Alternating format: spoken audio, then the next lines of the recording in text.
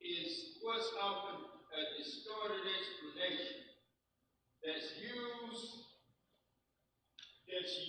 to help us to understand or to say why good people sometimes have problems too.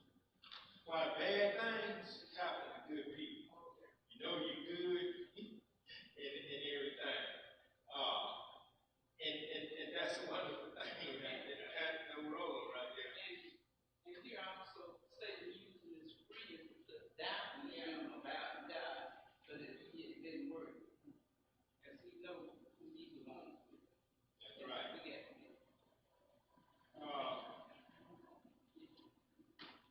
all right, we go a little bit further. Well, Bildad also told counsel. I ain't gonna tell him what to do. He gonna tell him how you solve the problem and deal with this dilemma that you're in. Lord, I know where Bildad knows so much, you know. But that's what some of them will come to you and do. Some of your friends will come to you and do. Tell you this is the answer. This is what you need to do to solve that. Now, the question is asked, and if you were in this particular situation, what would you do? What would you do to solve it? You can tell me, but what would you do for your own self? You know? That's how. Keep on praying and trusting the Lord for one thing. That's all you can do. Let somebody know something different. Fighting ain't gonna get it. Stealing ain't gonna get it. Killing ain't gonna get it. But those friends, they set themselves there. I know they did. And they were quiet. And what they should be in the state white. Because sometimes you just need to not say anything. Yeah. You know, don't tell words. Just sit there with it. Going to do something. Do a meal or do something for them. Just don't say that. Yeah, that's an important point right there. There's an old adage that says it is better to keep your mouth shut and to be thought of food than to open your mouth and remove all doubt. Yeah. They say God your tongue in your word. Yeah. It's what time is it in the week? Let's talk that about. Let me jump on a little bit. Let me move on a little bit faster.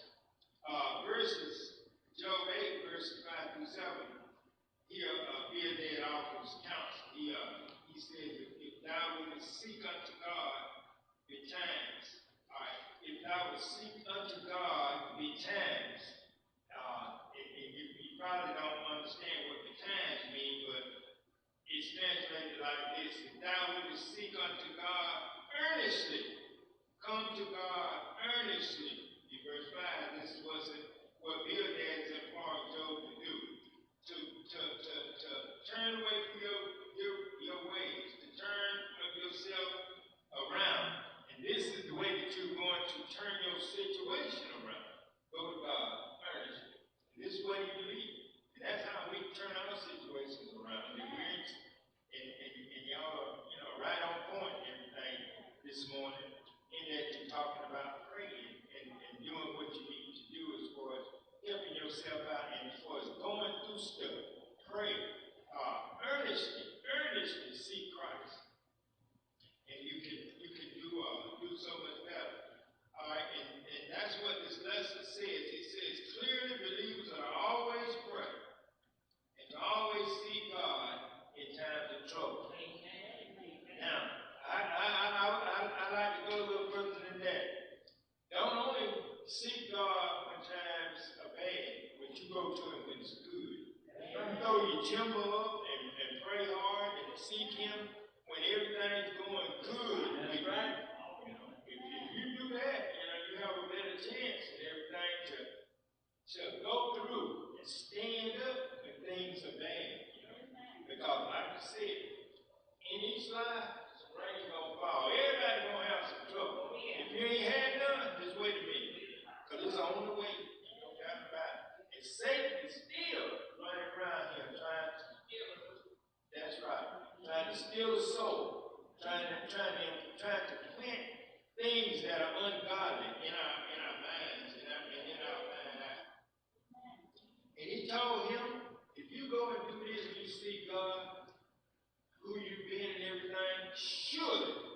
surely God is not going to pervert judgment. Surely God is going to forgive you, and He's going to restore you to the things that you used to have in your life. All right, now, there you go a little further. What else does He do? He appeals to former generations, to other people in generations gone by. What did your ancestors do? How did your ancestors accept this? Go to them and talk to some of your older people, and they will be able to tell you how you should be able to get through this. So this guy, he's just a wealth of information. This one man, that's kind of what this lesson deals with. This particular discourse that deals basically with Bildad and Job. See, he's still trying to sow seeds of doubt in Job's mind. Job said, man, I haven't done anything. I haven't done anything to deserve what God is doing to me. And then I imagine because of the human part of it, he kind of thought about it a little bit because it shows where he weakened some. But never did he speak any sinful things from his lips about this situation. But Job did. Naked, I came into this world. Naked will I leave. I didn't have anything right. I thank God He brought me this far and everything. But I'm still going to stay with you. I'm still going to hold on to God's unchanging hand. That's what that song says. Hold on and stay right there with Him and everything. And that was exactly what He did. In verses 8 through 10, Bildad said, we talked about the former generations, he said, for inquire. What does that mean? When you inquire, that means ask. Go and ask somebody about what you need to do, about somebody who may have gone through a situation such as this. And you go through those kind of things, like in the scriptures,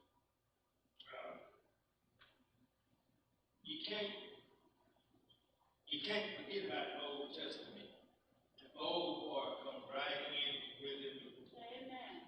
You discard the old part, then you discard what you about. Amen. Just like studying history. Yeah. Kids used to ask me, man, Coach Conrad, I don't like history. Why do I have to study history? History ain't gonna get me in everything. And sometimes it's kind of dull to teach, but because I was so excited, all the time, they just loved my classes and stuff. And this is the thing that I gave you, or one of the things.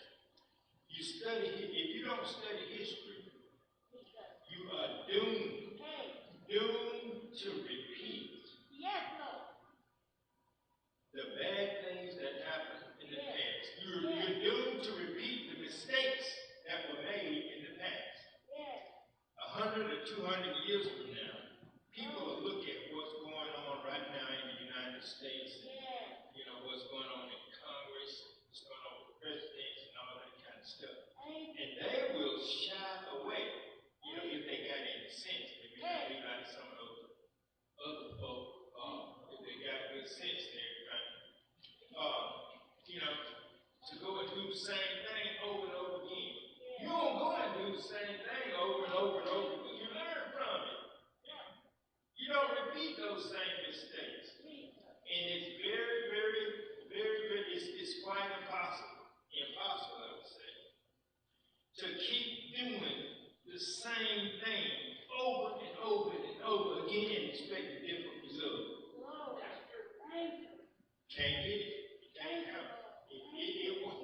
You got to have it. You got to get it. If you want something different, you got to do something different. Yeah. That's a mouthful, sister. Ain't no doubt about it. So he talked about all these things about what happened. Now, in the last few verses and everything,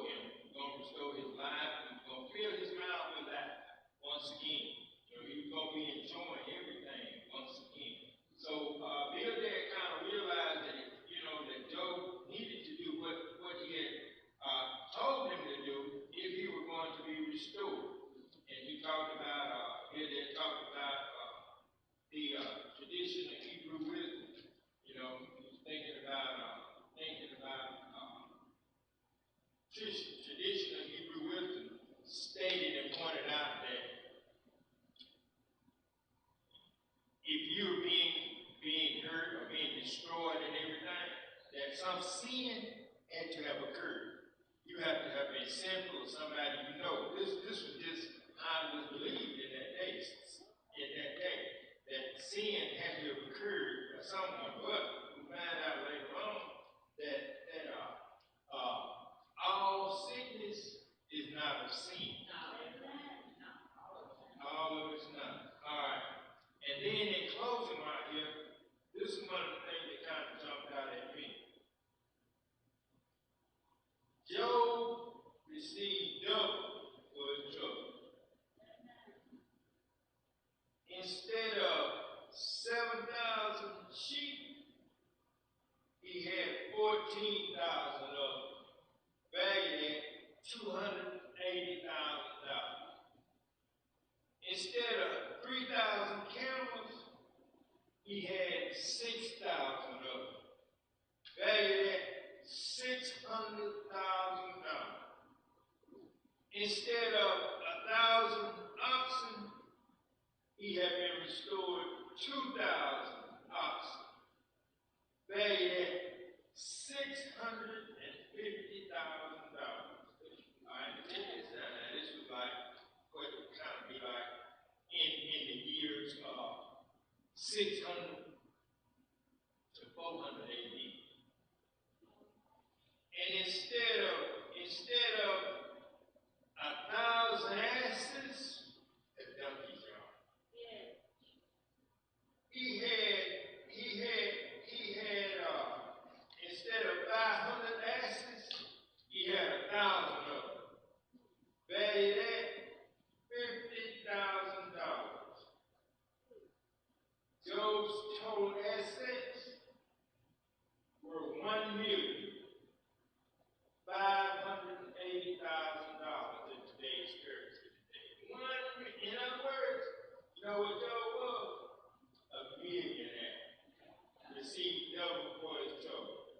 So sometimes the Lord takes you through to bring you out better and more powerful and just a better person. You know? And that was a tremendous lesson today. And I do thank y'all for your comments and everything. And we hope that, we said a word or two that was right here today. I turn it over to the hand by Sister Superintendent.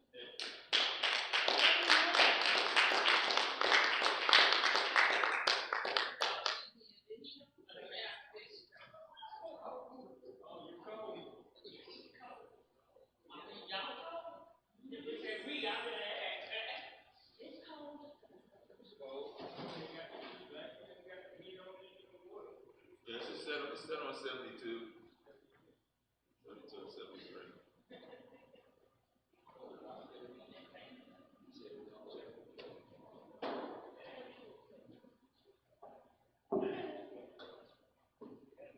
It's a very familiar lesson that we've been exposed to several times. And I like to think every time we have a lesson about the goodness of the Lord and the circumstances that people have to go through, there's something to there's something to learn from it and how you're going to apply it into your life and circumstances that we all go through, because we all have to go through things, and sometimes it's the little things that you can kind of skirt away from if you listen to the Lord. These little subtle voice and such.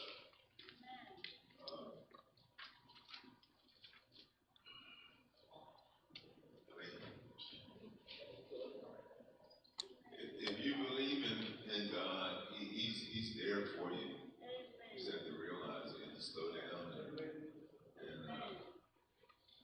trust Him. Things that you're going through. Something to say, Sean? Oh, yeah. Oh, 1 second.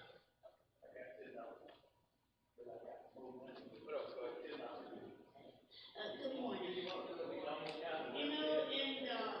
In the lesson today, it just, my opinion of reading and listening to Job is that God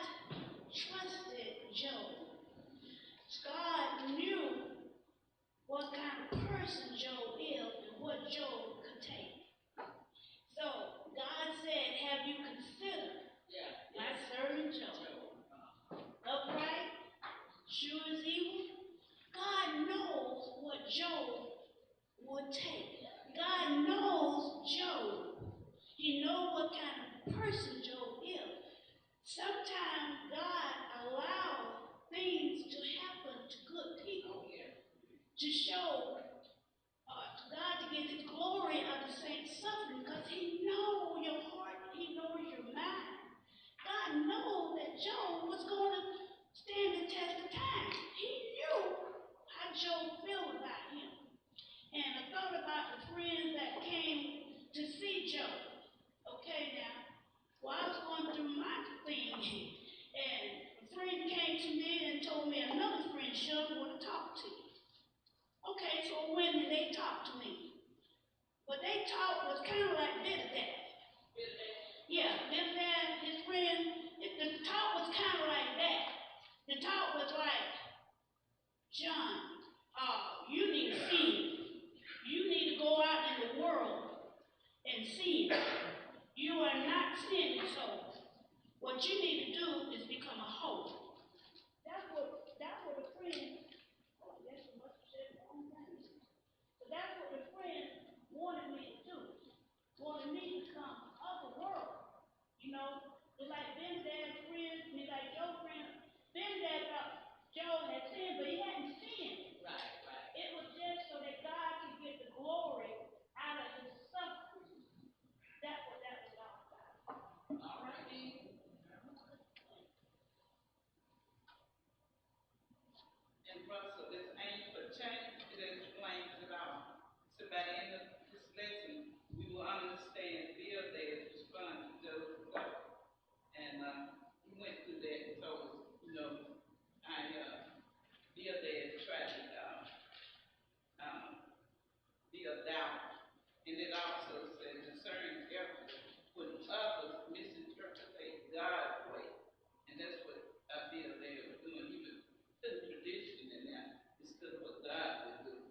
And it said grow close to God and live faithful in God's way, in God's just way. So, that explains what we should do and change. But I could add one thing too that I don't know if y'all recognize that, but Job had offered sacrifices for his kids. Amen. All the time. Yeah. He knew his kids were born to sin. He did not know their sin, but he knew they were going to sin. Just like we sin, we don't know, but we still sacrifice and ask God to forgive us and help us all along the way. For real. One thing about Bill Dad, he did everything but talk, and just talk, and did not tell the mercy of God. Job was explaining that he did not do nothing.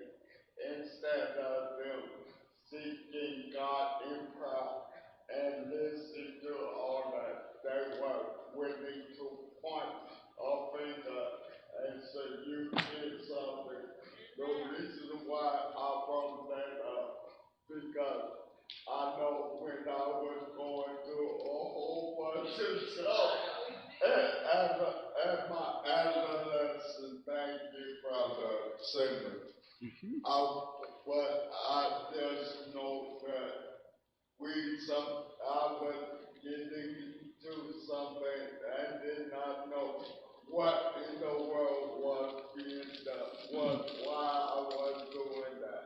I know plenty of my parents, family, and friends, that friends said, see what you doing. See, he ain't right. He's no good. I even had somebody who did not know me from Jack tell my father I was no good. And then when they confronted me in front of my father, they said, I don't even know who that is. So people will say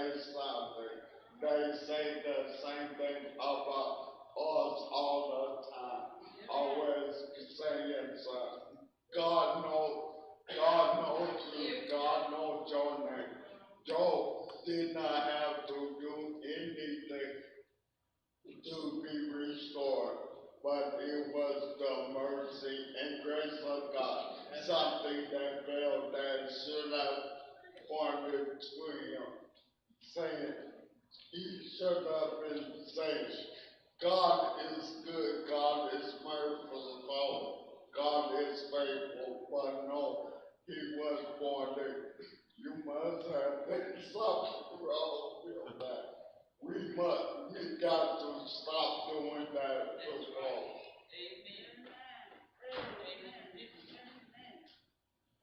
I think, Well, thank you. I think been a day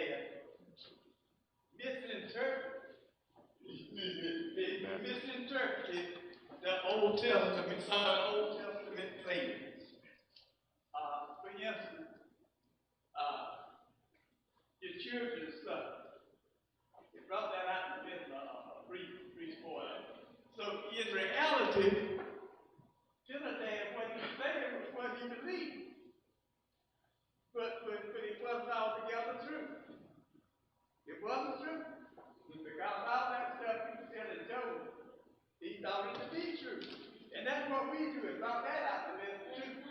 If we can take parts of the scripture, parts out of the Bible, to concentrate for our own misdoing.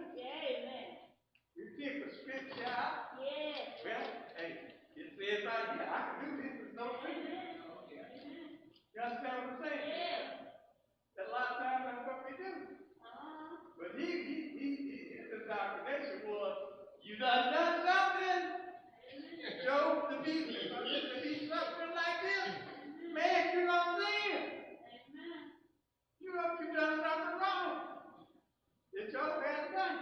And a lot of times people, our friends, and our husbands and wives, and our neighbors, they tell us stuff with good intentions. They have good intentions. But it just doesn't hold water if we don't do it. I'm through.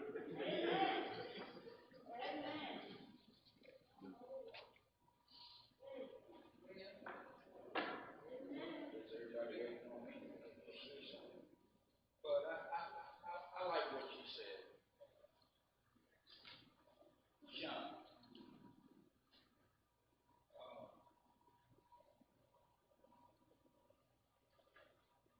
God told Satan, have you considered my servant Job? And God knew this flesh is a thing.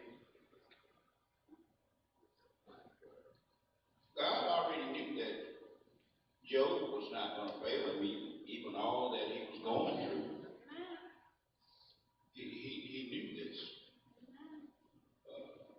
He knew Job was a perfect and upright person. He knew Job was obedient. Even all that he was going through, he was obedient. Everything that he lost, he was still obedient. So God knew this. He knew how it was going to turn out. Bildad, being a friend of Job, he didn't understand it because it says that in the lesson, the misunderstanding. Bildad didn't. He told Job, you must have done something. He's making accusation, even though God knew that it was wrong. He knew that Job was going to be faithful, and he was. And in the end, he restored him to his presence, to his self, to his former self.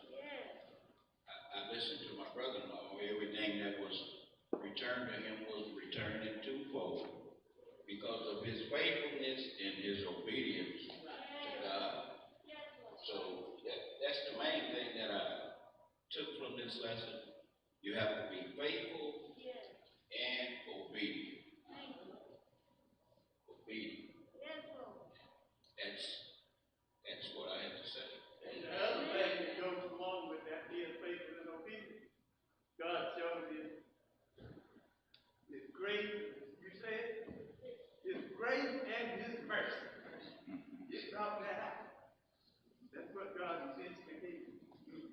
showed the good day.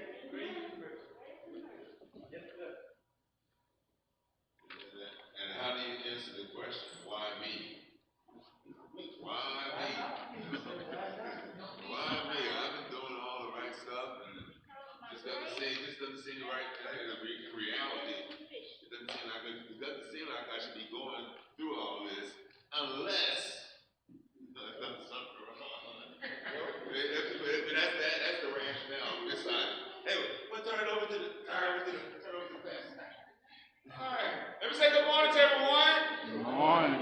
Good to see you all. Good to see you all this morning. Thank God for allowing us to come together one more time. Amen. Come on, y'all. Let's get a Lord a hand of praise this morning. Amen. Thank you all. Thank you all for the teaching. Thank God for our teacher. Come on, let's give him a hand of praise. Thank you, Brother Papa, for being able to teach. This morning I was on Zoom watching from upstairs what was taking place here within our church. Amen. Amen. So I want to thank you for studying and thank you for going over the lesson, giving us a rich history. He brought out one major point that we don't like to do. He talked about talking. Tell somebody, when you're suffering, tell someone, talk. It's good to hear. Amen. If I can just talk to somebody. Yes, Lord. I don't need your input. I don't need your input. I just need you to listen. I need a hearing ear. Somebody to hear me out. And you're helping me more than by you speaking.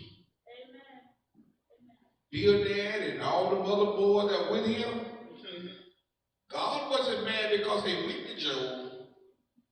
God got mad at them when they started talking to Job. Don't miss that. Because sometimes we feel like when a person suffers, we got to say something. Especially the pastors. we feel like we got to say something to inspire this family. And that's when we get in a lot of trouble. When I feel like I got to say something. What if I just listen? Just having a good ear and just letting you talk to me. And if I can get you to hear yourself, you'll find your own answer in what you're telling me. All right, so it's a beautiful lesson this morning, that's teaching us God worked behind the scene. Y'all talking about twofold. Don't look at what's taking place now on the stage. See, God behind the curtain. He got everybody lined up for the next event to take place. And here you are, you focusing on what's going on right now on the stage. But it's somebody behind the curtain working on behalf of this person's life. I just look like I'm defeated, and the event itself showing itself as if I'm defeated. But the man behind the curtain is working on something, and later on he's going to bring the victory to me. So all we have to do is to be able to stay focused and watch God move in a very powerful way. Some people say some of the crazy stuff, the harsh stuff, when you heard it. He said, your child died because your children were sinners. I got mad. I had my Bible like that. It bothered me. I said, that man said Job's children died because they were sinners. Yeah. Wow.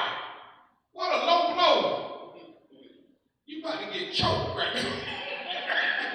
Good Lord have mercy. I'm already suffering. And you going to throw gas on the fire. So very important for us to understand that and be able to do what God has called us to make sure that we, what they say, investigate before you initiate. Investigate. See what's going on. Two sides to every coin. Just don't receive one side, receive both sides, and be able to go from there.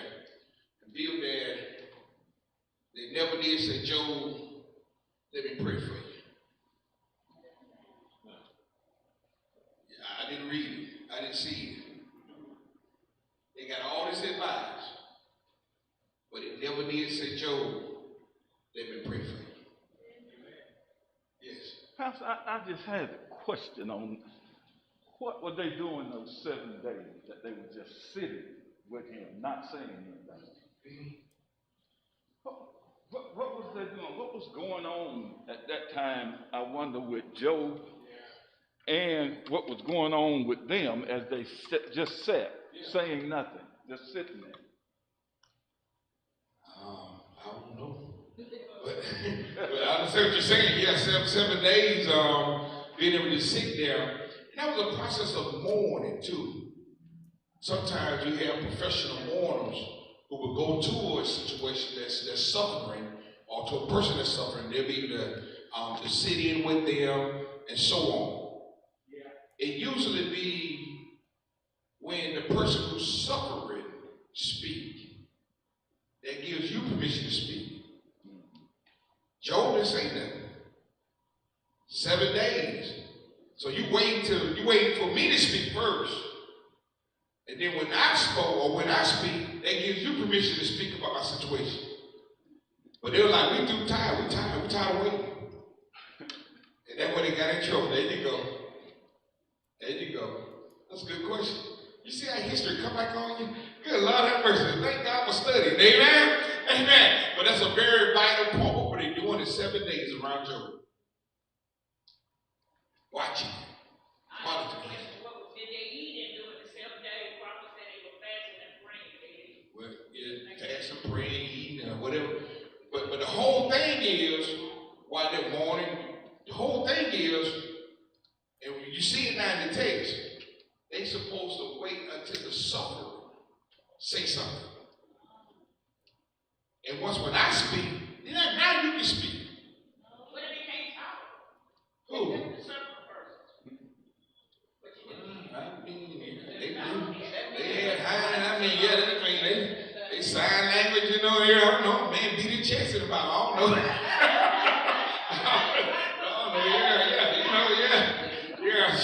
So that's very important to understand. Think before you speak. That's the main thing. Think before you speak. You want to help and not hurt. Right. So just think before you speak. You want to help and not hurt. Thank you, Doc. We are ready with our offering. Okay, how we doing? Okay. It's cold. Oh. It feel good in here. Yeah. We're ready. Secretary, come on. That one's not fixed yet, right? So it's only that side. That's the only one I turned on. They told me that one was. Feels good in here. You about to warm up? Yeah. Well, I'm about to say you gonna bring some heat? Yeah. You about to warm up. Good morning. Good morning. Thank you. Condensed report for Sunday, February the 20th, 2022. I see we have considerably more people right here now, but when we did our report, we had 11, and we raised $65 plus this 20, that makes 85, and leaves us what, 15 short? Well, you got to dig a little deep. She got 5. Okay, here I come. I know that's right. Good. I got it. Yeah. Okay, she get it. Anybody else? I got. Okay, bless your heart. There you go. Thank you, sir. How much you have? I got 5 too. So that's 5. How much that? Bless you. Thank you, sis. Thank you. 5. Bless you. 10. Okay, good. Thank you. How much that do? All right, you go 5. How much you need now? All right, wait out on this one. All right? Come around. Here we go.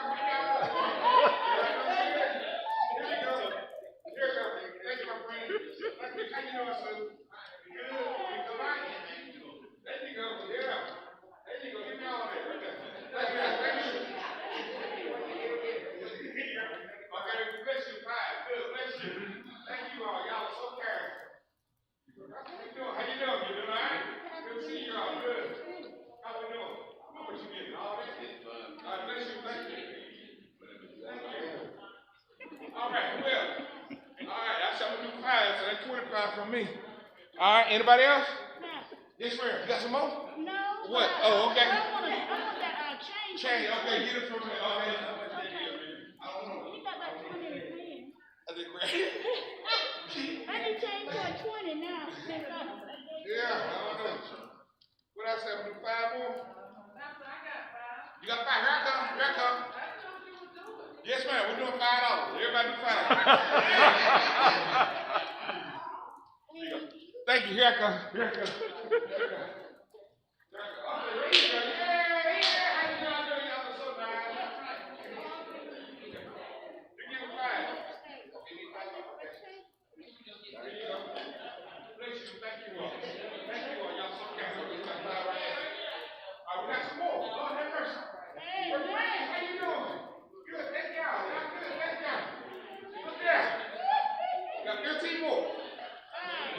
Good team more. You got some more? What you pouring from? You got some? I'm trying to get you on. Okay, all right. Anybody else? That's it? Thank y'all. Y'all so kind. All right. Amen. Amen. Amen. Well, I guess my African color gave me some energy this morning. I'm ready to learn. Good. I already gave you 5. I ain't giving you no more. I'm done. Good.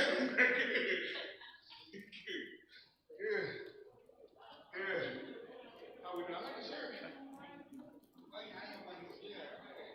All right, so I'm here.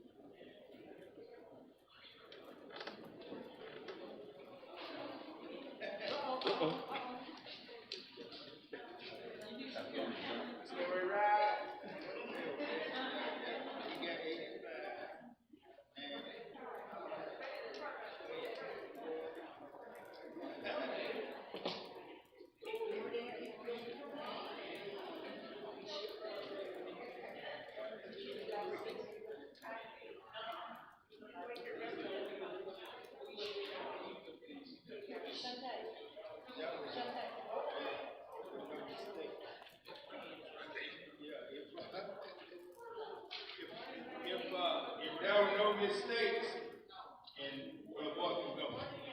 You go down it again, make sure, and everything's added correctly, and we had like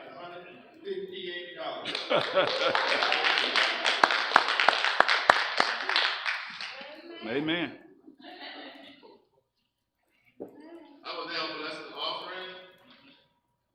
Then we'll have the benediction. Lord, I thank everyone for being here today, Lord. I thank you for the givers, for those who were able to give, and for those who wanted to give, but not able to give at this time, Lord. But I pray that this offering will be used for its intended purposes. These are the blessings I ask for the blessed Son, Jesus Christ's name. Amen. Amen. Let's stand for the benediction.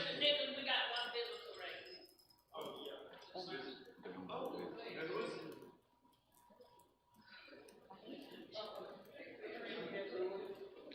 The name again for the Latricia Lewis. Okay, well, thanks for coming out. And let us all stand for the benediction. I believe my AME Church must grow and grow. And I must Make it a top priority to make it so. Every member a Christian, every Christian a worker, and worker up. This we ask in Jesus' name. Amen. Amen. Yeah, yeah, I said.